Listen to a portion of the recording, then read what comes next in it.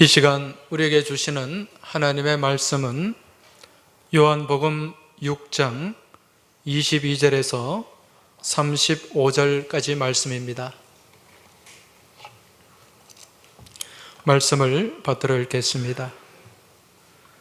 이튿날 바다 건너편에 서 있던 무리가 배 한 척 외에 다른 배가 거기 없는 것과 또 어제 예수께서 제자들과 함께 그 배에 오르지 아니하시고 제자들만 가는 것을 보았더니, 그러나 디베라에서 배들이 주께서 축사하신 후 여럿이 떡 먹던 그곳에 가까이 왔더라.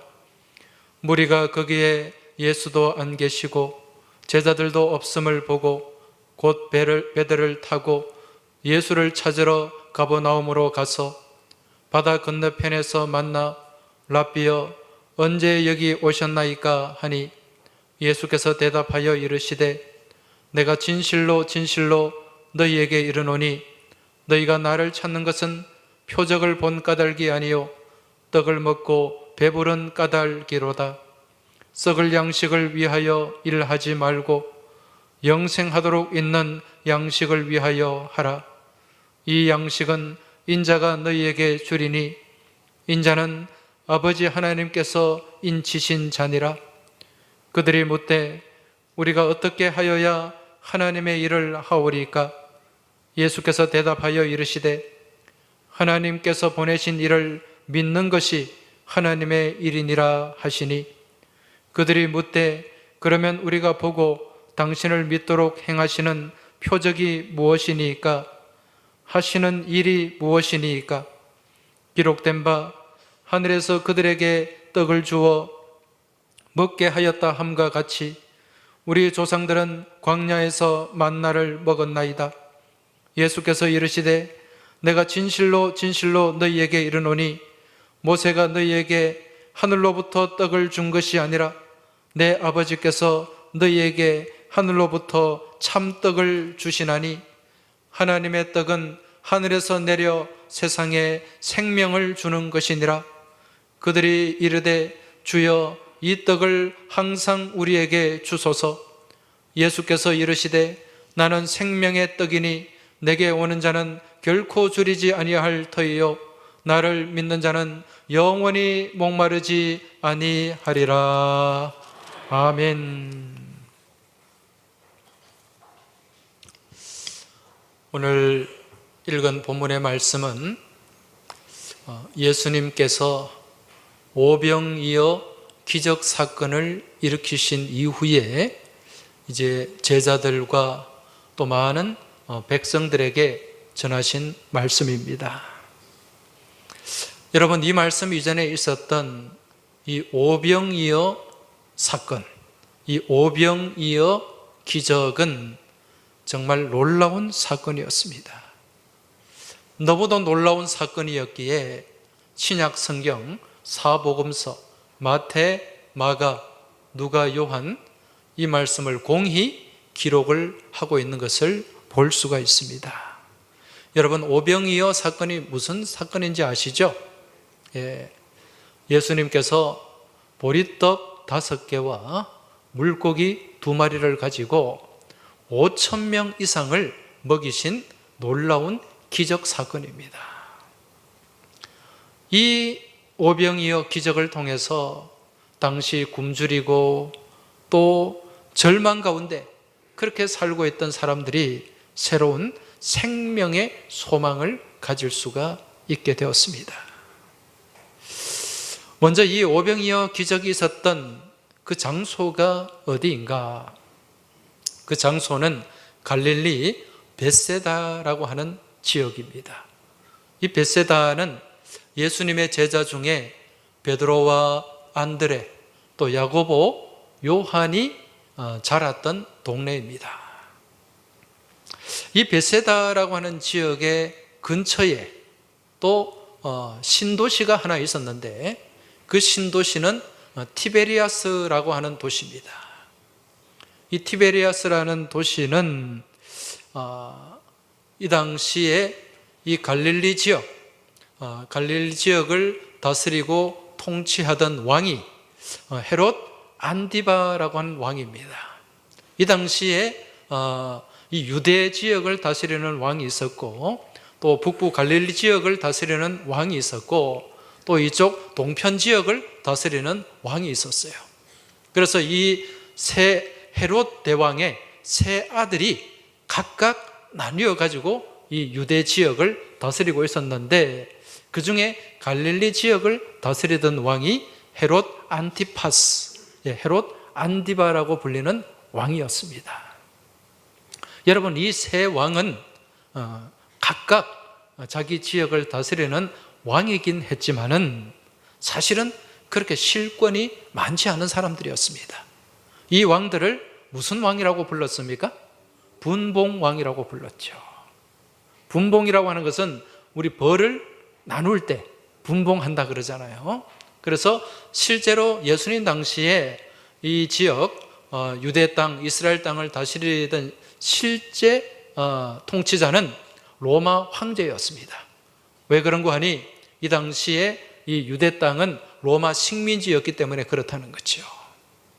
그런데 이제 이 로마 황제가 이 유대 땅을 좀 더 원활하게 다스리기 위해서 각각 이 분봉왕을 세웠는데, 사실은 이들은 요즘 말로 치면은 바지 사장이나 마찬가지였습니다. 그러다 보니까 항상 누구의 눈치를 봐야 됩니까? 로마 황제의 눈치를 봐야 돼요. 그러다 보니까 좀 잘 보이려고 그렇게 애쓰고 노력을 많이 했겠죠.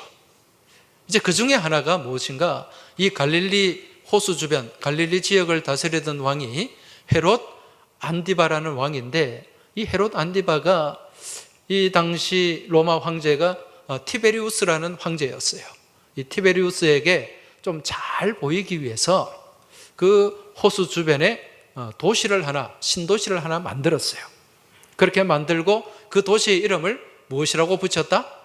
티베리아스. 황제의 이름을 그대로 따다가 이제 이름을 붙이고 그 도시를 황제에게 헌정을 하게 됩니다.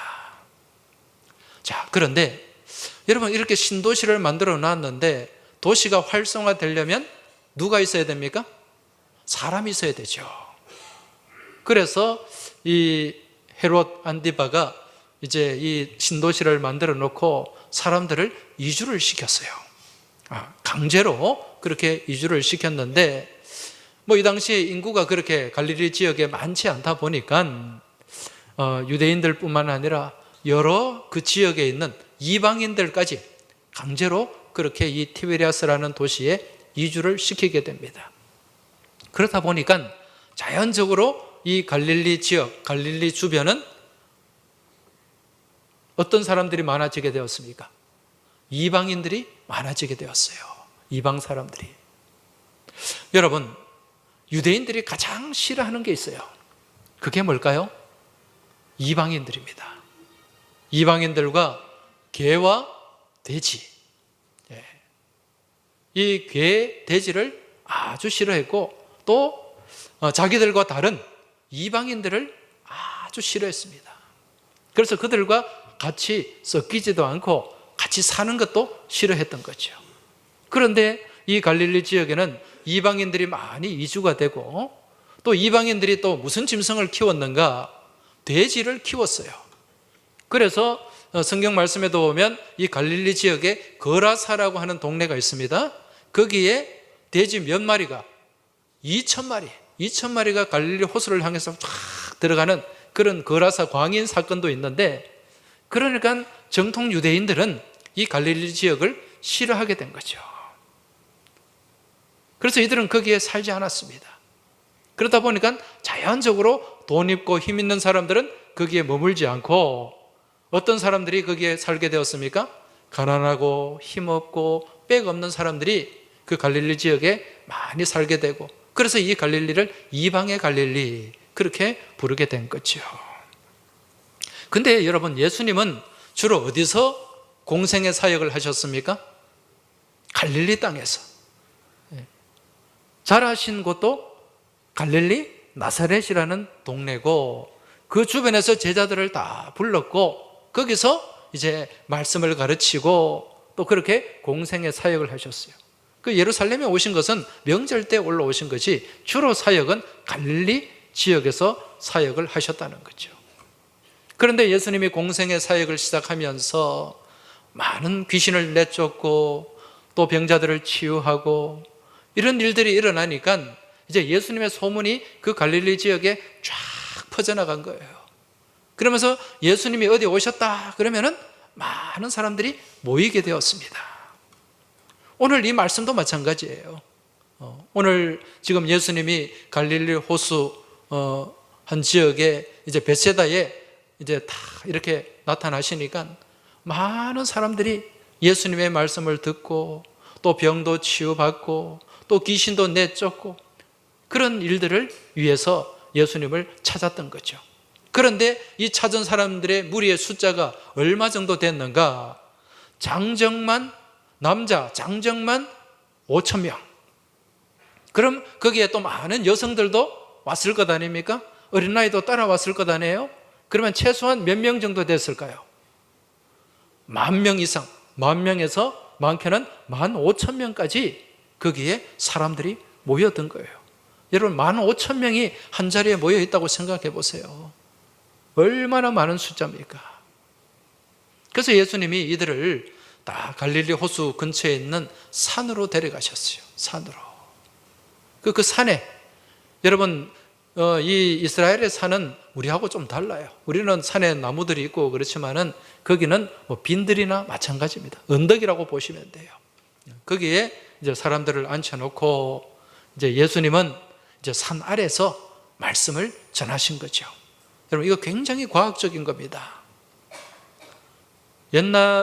지금은 이렇게 마이크가 있어서 이 자리에 계신 분들, 저 뒤에 중층에 계신 분들도 다 들을 수가 있지만은 옛날에는 이런 확성기가 없었잖아요.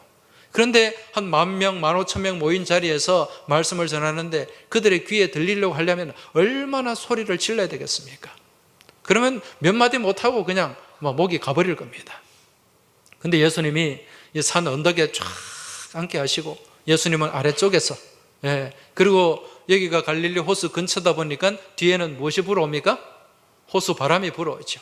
그러니까 자연스럽게 이 자연의 원리를 이용하셔가지고 그렇게 말씀을 전하셨던 겁니다. 그렇게 사람들이 예수님의 그 복음에 그 말씀에 귀를 기울이고 듣다 보니까 어느 순간에 시간이 훌쩍 지나고 말았어요. 해가 저물어 갑니다. 해가 저물어 가니까 무엇을 먹어야 돼요? 저녁을 먹어야죠. 근데 이제 늦은 시간이 돼서 이들을 배가 고픈 상태로 돌려보내기도 그렇고 그래서 예수님이 이제 제자들에게 묻습니다. 이 많은 사람들이 있는데 이들을 어떻게 하면 좋겠는가? 그렇게 질문을 하셨을 때 여러분 이 제자 가운데 대답을 하는 제자가 있었습니다. 예수님이 이 많은 사람들을 어디에서 떡을 사서 다 먹일 수 있겠느냐 이렇게 물었을 때 여기에 대답한 제자가 누구인가? 빌립이라고 하는 제자입니다. 빌립이라고 하는 제자가 뭐라고 대답을 합니까? 각 사람으로 조금씩 받게 할지라도 200데나리온의 떡이 부족하리이다. 이런 얘기를 합니다. 이게 무슨 얘기인가? 지금 이 사람들을 조금씩 이 빵을 조금씩 먹이더라도 그걸 다 구입하려면 돈이 얼마나 든다? 200데나리온 이상이 든다는 얘기예요. 순간적으로 그렇게 대답을 합니다. 여러분 지금 이 200데나리온은 요즘으로 친다면 그 당시에 이 근로자들의 하루 품삯이 몇 데나리온이었다? 1데나리온. 그 요즘으로 치면은 뭐 한 10만 원에서 15만 원 정도 되겠죠. 이게 200데나리온이면 요즘 돈으로 환산하면 얼마 정도 됩니까? 한 2천만 원에서 2,500만 원 정도 될 겁니다. 근데 예수님이 그 당시에 이런 큰 돈을 갖고 다닐 수 있었는가? 전혀 그렇지 않아요. 예수님도 빈털털입니다. 그러다 보니까 이게 먹일 게 없는 거예요. 그런데 지금 예수님이 어떻게 이 사람들 많은 사람들을 먹일 수 있겠느냐 이런 질문을 했을 때 이 제자 빌립이 순간적으로 200데나리온의 돈을 계산을 한 거죠. 여러분, 지금 이 빌립의 모습을 보면서 어떤 생각이 듭니까? 이 빌립의 머리가 굉장히 빠르다, 계산이 빠르다, 이걸 알 수가 있습니다. 순간적으로 그 많은 사람들의 숫자를 파악하고 거기에 필요한 재정을, 계산을 해내었던 거죠. 무엇이 좋습니까? 머리가 좋은 거죠. 여러분, 이런 머리가 좋고 계산이 빠른 사람 세상에서 인정받습니까? 인정받지 않습니까? 인정받죠. 주로 이런 사람들은 어디에 취직을 합니까? 은행에 취직하면은 계산도 잘하고, 또 회사 격리팀에 가면은 또 계산도 정확하게 잘 해낼 겁니다. 그런데 세상에서는 아주 계산도 빠르고 머리도 빠르고 인정받을 수 있는 사람인데, 우리 주님 앞에서는 인정을 받았을까요? 받지 못했을까요? 인정을 못 받았습니다. 왜 그럴까요? 우리 예수님이 보고자 한 것은 계산 능력이 아니었기 때문에. 여러분, 요한복음 6장 6절 말씀 한번 보시기 바랍니다. 6장 6절에 보면은 예수님이 이제 이렇게 말씀하신 이유를 말씀하고 있어요. 이렇게 말씀하시면 친히 어떻게 하실지를 아시고 빌립을 무엇하고자 하심이라? 시험하고자 하심이라. 지금 예수님이 이 많은 무리를 놔두고 제자들에게 질문하신 것은 제자들을 시험하시기 위함이에요. 예수님은 이 문제를 해결할 답을 이미 갖고 있다 없다? 갖고 있다는 거예요. 말씀에 나오지 않습니까? 친히 어떻게 하실지를 아시고 이미 문제 해결에 대한 방법, 문제 해결을 다 갖고 계신다는 거예요. 그렇지만은 무엇 하기 위해서? 제자들을 시험하기 위해서 이런 질문을 던지셨다는 겁니다. 여러분, 우리 예수님은요, 우리를 시험하시는 분입니다. 순간순간 우리를 시험하세요. 마귀도 우리를 못합니까? 시험하죠. 마귀도 시험하고 예수님도 시험하세요. 근데 마귀의 시험과 예수님의 시험은 다를까요? 같을까요? 다르죠. 어떻게 다릅니까? 여러분, 마귀의 시험은 뭡니까? 우리를 복되게 하는 시험이에요? 우리를 망하게 하는 시험이에요? 망하게 하는 시험이죠. 그래서 이 마귀의 시험은 유혹이라고 합니다. 유혹, temptation. 그래서 마귀는 어떻게 해서 우리를 유혹해가지고 우리를 멸망의 길로 가게 하는 그 목적을 가지고 있는 거예요. 이게 마귀의 시험입니다. 그런데 예수님의 시험은 어떻습니까? 예수님의 시험은 우리를 망하게 하는 시험이다? 아니면 복되게 하는 시험이다? 복되게 하는 시험이에요. 여러분, 학교 다닐 때 시험 다 보셨죠? 시험, 이제 예를 들어서 옛날에는 입학시험도, 중학교 입학시험도 있었고 고등학교 입학시험도 있었고 또 대학교 입학시험도 있는데, 열심히 공부해서 그 시험을 잘 치르고 시험에 통과하면 무슨 영광이 주어집니까?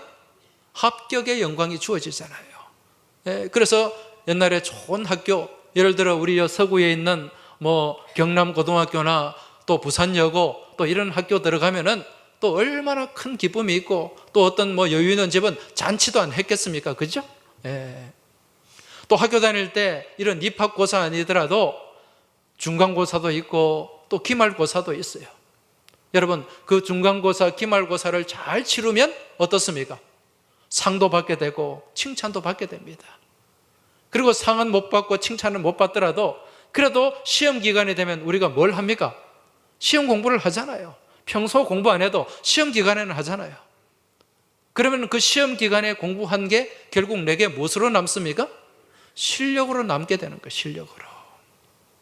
우리 하나님께서, 우리 주님께서 우리에게 치르시는 시험은 우리의 믿음의 실력을 기르게 하시고 우리를 성장하게 하시고 그 결과 우리를 더욱더 복되게 하시는 과정인 줄 믿고 깨달으시기 바랍니다.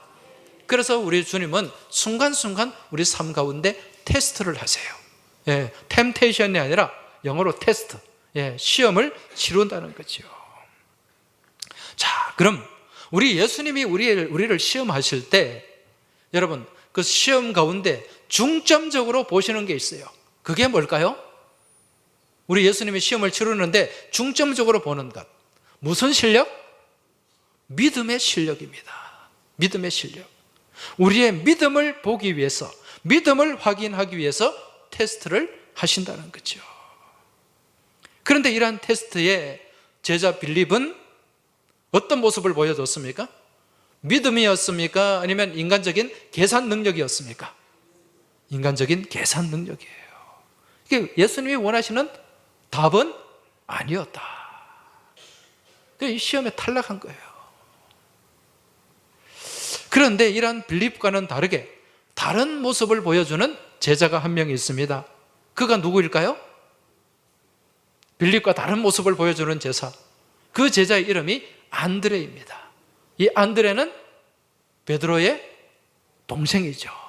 베드로의 동생인데 베드로를 전도했던 사람이에요. 자, 이 베드로의 동생 안드레가 예수님의 말씀을 듣고 막 이 모양 저 모양으로 이리 궁리하고 저리 궁리하고 막 계산기를 두드리는 것이 아니라 직접 이들을 먹일 것을 구하고 찾는 것을 볼 수가 있습니다. 직접 나간 거예요. 다른 복음서에 보면 예수님이 뭐라고 말씀하셨죠? 너희가 먹을 것을 주라, 이 말씀을 하셨거든요. 그래서 이 말씀을 듣고 안드레는 직접 사람들 사이에 먹을 것을 찾아 나섰어요. 근데 거기에 모인 사람들이 다 가난한 사람, 어려운 사람이다 보니까 뭐 먹을 게 없어요. 근데 겨우 찾아낸 게 뭡니까? 어린아이가 가지고 있는 보리떡 5개와 물고기 2마리. 여러분, 이게 그 많은 군중들 안에서 무슨 의미가 있겠습니까? 그렇지만 이 안드레가 예수님의 그 말씀 따라서 이 어린아이를 누구 앞으로 데려왔다? 예수님 앞으로 데려왔어요. 예수님 앞에 데려와서 그 보리떡 5개와 물고기 2마리를 이제 보여드렸습니다. 여러분, 이러한 안드레의 믿음, 안드레의 그 믿음과 그 자기 것을 내어놓는 이 어린아이의 헌신, 이 두 가지가 합쳐져서, 믿음과 헌신이 합쳐져서 여러분, 이제부터 무엇이 일어나기 시작합니까? 기적이 일어나기 시작합니다. 그런데 여러분, 이것은 오늘 우리의 믿음의 삶 또한 마찬가지입니다. 말씀드린 것처럼 오늘날 우리 주님께서는 우리의 삶을 순간순간 시험하시는데, 우리 하나님께서는 우리의 무엇을 보시고자 함이 아니다? 시험 가운데서 계산하는 능력을 보시고자 함이 아니라는 거예요. 그 시험이 우리의 무엇을 보고자 하십니다? 믿음을 보고자 하신다는 거예요. 믿음의 능력을 보고자 하신다는 겁니다. 그래서 여러분, 삶의 어떤 문제나 어려움이 다가올 때 그 문제 앞에서, 그 시험 앞에서 인간적인 생각을 앞세우지 마시기 바랍니다. 막 이리저리 계산기를 두드리고 그렇게 하려고 하지 마시라는 거예요. 그런데 우리가 믿는다고 하면서, 하나님을 믿는다고 하면서 자꾸 하나님의 방법을 앞세우지 못하고 인간적인 방법을 앞세우고 인간적인 계산을 할 때가 얼마나 많은지 몰라요. 심지어는 하나님 앞에 기도를 하면서도 하나님 이것 좀 도와주시고 이걸 해결해 주시고 하나님께서 역사해 주시라는 그런 간절한 기도를 하면서도 돌아서면 또 무엇을 두드리고 앉았다? 계산기를 두드리고 앉아있는 우리의 모습을 볼 때가 많이 있다는 것입니다. 그런데 여러분, 그러한 믿음의 모습에는 능력이 없습니다. 하나님의 기적도 없어요. 오직 이 빌립과 같은 사람이 아니라 누구와 같은 모습? 안드레와 같은 믿음의 모습이 있을 때, 여러분, 이 안드레는 그 주님의 말씀을 붙잡고 구하고 찾고 두드리는 그 믿음의 모습을 보여줬어요. 그 가운데 이제 기적이 시작이 되었다는 것입니다. 이 안드레가 이 어린아이를 데리고 와서 물고기 2마리, 보리떡 5개를 내어놓으면서 이렇게 얘기를 합니다. 주님, 이것이 이 많은 사람에게 얼마나 되겠습니까? 이런 얘기를 해요. 여러분, 이게 무슨 얘기냐면, 제가 그동안 말씀 따라 열심히 찾고 찾아봤지만 이 가져온 게 이것밖에 되지 않습니다. 너무도 부족합니다. 그런 고백입니다. 그런데 여러분, 우리 주님 앞에는 많고 적은 것이 그다지 문제가 되지 않는다는 사실을 믿음으로 깨달으시기 바랍니다. 여러분, 우리 주님은 우리가 가진 것에 많고 적음을 보고 따지는 분이 아니라 얼마만큼 말씀에 순종하고 그 말씀을 살아내며 또 그 말씀 앞에서 최선을 다하는가, 그 모습을 바라보시는 분인 줄 믿고 깨달으시길 축원합니다. 그래서 지금 예수님은 이 안드레가 가지고 온, 이 어린아이가 가지고 온 이 작은 물고기 2마리와 보리떡 5개, 거기에 집중하지 않았습니다. 우리 예수님은, 우리 하나님은 가시적인 총량을 보시는 분이 아니라 그 믿음의 헌신과 중심과 최선의 노력을 보시는 분이라는 거죠. 그래서 내가 드리는 헌신이 때로는 다른 사람과 비교해서 상대적으로 작아 보일지라도 여러분, 그 마음 가운데 내가 주님을 향한 믿음이 담겨 있고 고백이 담겨 있고 또 최선의 노력이 담겨 있을 때 여러분, 그 작은 헌신을 통해서 하나님은 놀라운 기적을 이루어 가시는 줄 믿으시기 바랍니다. 자, 지금 이 안드레와 어린아이의 헌신을 통해서 이 오병이어 기적이 일어났고 거기에 모였던 많은 사람들, 장정만 5,000명, 또 여성들과 어린아이 합쳐서 10,000명 이상이 되는 사람들이 그렇게 배불리 먹고 몇 광줄이나 남았습니까? 12광줄이나 남는 놀라운 기적이 일어났습니다. 여러분, 이 기적을 목격한 사람들 모두가 놀랬겠죠. 그래서 이들이 예수님을 어떻게 하려고 했습니까? 예수님을 왕으로, 임금으로 세우려고 그렇게 거기서 그 많은 사람들이 저분을 우리 임금님으로 모시자, 저분이 임금님이면 세상이 달라질 것이다, 그러면서 예수님을 임금으로 옹립하려고 그렇게 했습니다. 그때 예수님이 그래, 내가 당신들의 생각을 존중하고 내가 여러분의 의견을 내가 수용하겠소, 그러면서 이제 임금의 자리에 올라가셨습니까? 아니에요. 그걸 다 뿌리치시고 어디로 가셨습니까? 혼자 산으로 가셨다, 그렇게 말씀합니다. 예수님이 그렇게 피해 가시니까 이 군중들이, 이 백성들이 거기에 머물러 있지 않았어요. 어떻게든 예수님을 찾아가지고 예수님을 찾아서 왕으로 모시려고 또 만나려고 그렇게 예수님을 여기저기 찾아다녔습니다. 그 하루 종일 찾았지만은 만날 수가 없었어요. 그래서 바다 건너편에 가이사라라고 하는 지역이 있습니다. 이제 거기에 갔더니 거기에 예수님이 계신 거예요. 그러면서 이 무리들이 뭐라고 얘기하는가? 랍비여, 언제 여기 오셨습니까? 이 말은 우리가 정말 당신을 찾으려고 하루 종일 찾아다녔는데 못 찾았는데 언제 여기에 와 계십니까? 이런 말이죠. 그때 예수님께서 이들을 향해 뭐라고 말씀하셨는가? 오늘 본문 26절의 말씀입니다. 말씀을 한번 보시기 바랍니다. 예수께서 대답하여 이르시되 내가 진실로 진실로 너희에게 이르노니 너희가 나를 찾는 것은 표적을 본 까닭이 아니요 떡을 먹고 배부른 까닭이로다. 지금 예수님이 하신 말씀이 무슨 의미입니까? 지금 이 백성들이, 이 무리들이 예수님을 그렇게 애타게 찾아다니는 이유는 무엇 때문이다?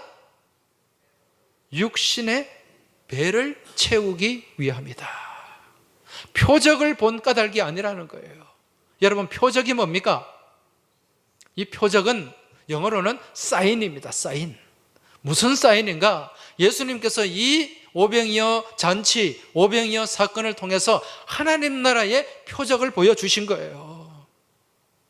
그런데 이 백성들은 그저 이 기적을 경험하면서 이분이 나와 함께 있고 이분을 왕으로 모시면 내 배가 부를 것이다, 내가 잘 먹고 잘 살 수 있을 것 같다, 그런 생각으로 예수님을 찾고 예수님을 쫓아다녔다는 것입니다.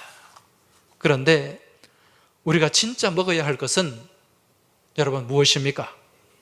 예수님이 오늘 말씀하시죠. 너희가 진짜 먹어야 할 떡은 육신의 배를 채우는 것이 아니라 무엇을 배부르게 해야 된다? 영혼을 배부르게 해야 된다. 영혼을 살리는 무슨 떡입니까? 생명의 떡을 먹어야 된다는 말씀이에요. 그 말씀이 오늘 32절, 33절 말씀입니다. 같이 한번 읽어보겠습니다. 예수께서 이르시되 내가 진실로 진실로 너희에게 이르노니 모세가 너희에게 하늘로부터 떡을 준 것이 아니라 내 아버지께서 너희에게 하늘로부터 참떡을 주시나니 하나님의 떡은 하늘에서 내려 세상에 생명을 주시는 것이니라. 할렐루야. 여러분, 여기 보면 모세가 준 떡이 있고 하나님이 주시는 떡이 있어요. 모세가 준 떡은 여러분 광야에서 이스라엘 백성들이 먹은 만나를 얘기하는 거죠. 여러분, 그 만나는 육신의 배를 불리는 겁니다. 그런데 하나님 주신 떡은 뭡니까? 생명의 떡이다. 육신을 만족하게 하는 떡이 아니라 영혼을 만족하게 하고 영혼을 살리는 생명의 떡이다. 여러분, 그 생명의 떡이 무엇입니까? 그 생명의 떡이 누구입니까? 오늘 말씀해 보니까 나는 생명의 떡이다. 우리 예수님이 생명의 떡이라는 거예요. 그래서 예수님께서 주시는 그 말씀, 그 영혼의 양식을 우리가 받고 그 말씀을 먹을 때 우리의 영혼이 살아나게 되고 영혼이 잘됨 같이 범사가 잘되고 강건하게 되는 복을 얻게 되는 줄 믿으시기 바랍니다. 여러분, 사람은 어떤 존재입니까? 영적인 존재예요. 하나님이 이 땅에 많은 피조물들이 있는데 유일하게 영을 담아주신 피조물이 바로 우리 사람입니다. 여러분, 하나님도 영이세요. 그래서 우리에게 영을 주셔서 하나님과 우리가 무엇을 하게 하셨다? 소통하게 하셨어요. 교통하게 하셨어요. 그래서 우리가 하나님의 자녀가 된 것입니다. 여러분, 길에 다니는 농장에서 키우는 돼지나 소나 개나 여러 짐승들, 거기 이 짐승들에게는 영이 있습니까? 없습니까? 없어요. 그 짐승들은 그저 본능적으로 그냥 먹고 그냥 배설하고 잠자고 그게 전부입니다. 그러나 사람은 먹고 배설하고 자고 이게 인생이 아니잖아요.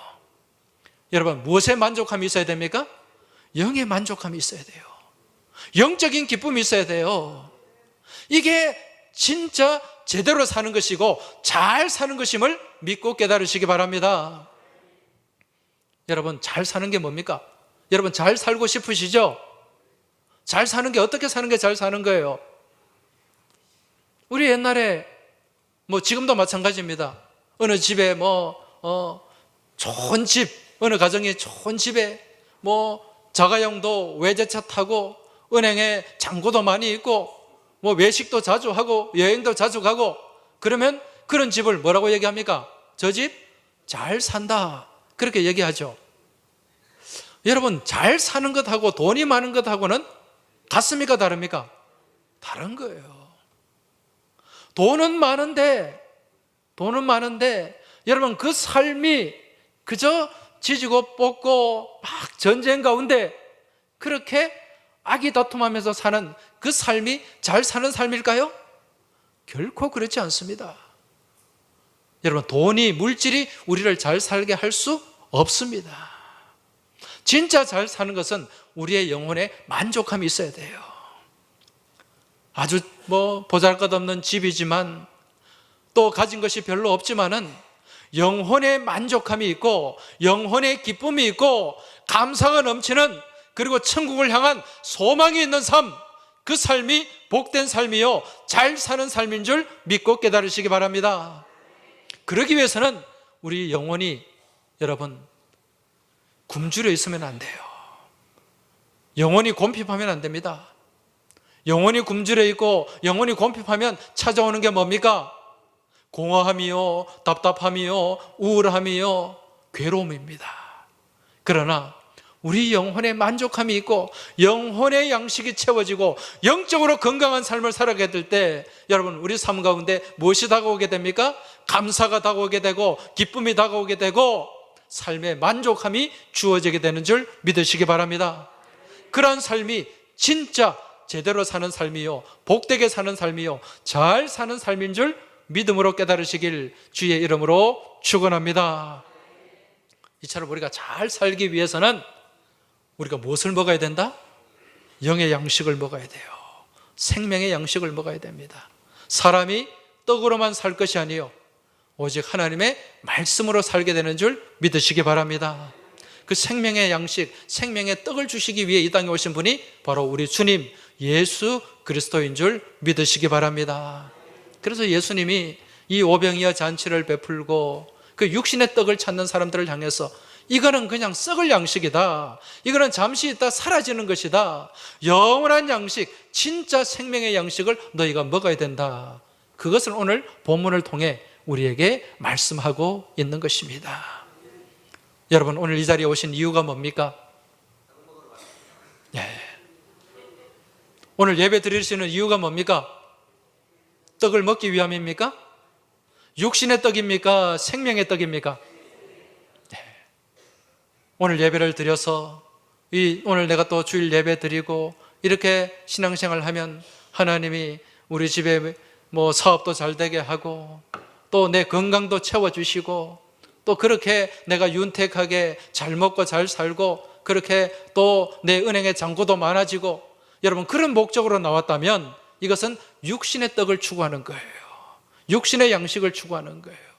그러나 그것이 아니라 오늘 이 예배를 통해서 나와 하나님과의 관계가 더욱더 건강해지고 내가 하나님을 사랑하고 하나님 말씀을 사모하는 가운데 남은 여생 천국 바라보며 더욱더 복되게 살아가겠노라는 그런 간절한 바람이 있고 소망이 있다면 여러분, 생명의 양식을 드시고 계시는 줄 믿으시기 바랍니다. 여러분, 육신의 양식이 아닌 생명의 양식을 풍성히 받아서 영혼이 잘됨 같이 범사가 잘되고 강건하게 되는 복을 누리시길 주의 이름으로 축복합니다. 우리가 지난 6월 25일에 새생명 축제를 가졌어요. 여러분, 우리가 새생명 축제를 왜 했을까요? 그날 하루 우리 VIP들을 초대해가지고 음식 대접 잘하고 선물 드리고 그걸로 땡 마치기 위해서 새생명 축제를 했을까요? 그거 아니죠. 무엇을 먹이기 위함입니까? 생명의 양식을 먹이기 위함이에요. 오늘 이 자리에도 새생명 축제 참석하셨던 VIP들이 여러분이 오신 것 같은데 바라기는 여러분, 생명의 양식을 드시길 주의 이름으로 축복합니다. 그리고 여러분, 우리가 품고 기도하는 VIP들 그냥 한번 왔다고 그걸로 끝내서는 안 됩니다. 전도는 지금부터 시작인 줄 믿으시기 바랍니다. 오늘 여기 뒤에 예배당 이 강대상 뒤에 우리 VIP들 성함이 그대로 담겨 있어요. 하나님 앞에 봉헌되어 있습니다. 여러분, 이 영혼들이 그저 일회성으로 초청잔치에 한번 와서 끝내는 것이 아니라 계속해서 생명의 양식을 먹고 생명의 잔치 가운데 동참할 수 있도록 여러분 계속해서 기도하시고 또 권면하시고 사랑으로 품으시고 섬기시길 주의 이름으로 축복합니다.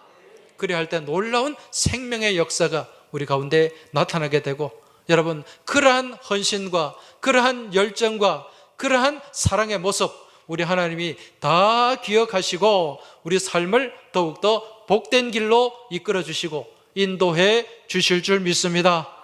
이번 한 주간도 생명의 양식을 나누는 복된 믿음의 삶, 믿음의 여정이 될 수 있고 또 그 생명의 양식을 먹으며 힘차게 나가는 생명의 길을 걸어가시길 주의 이름으로 축원합니다.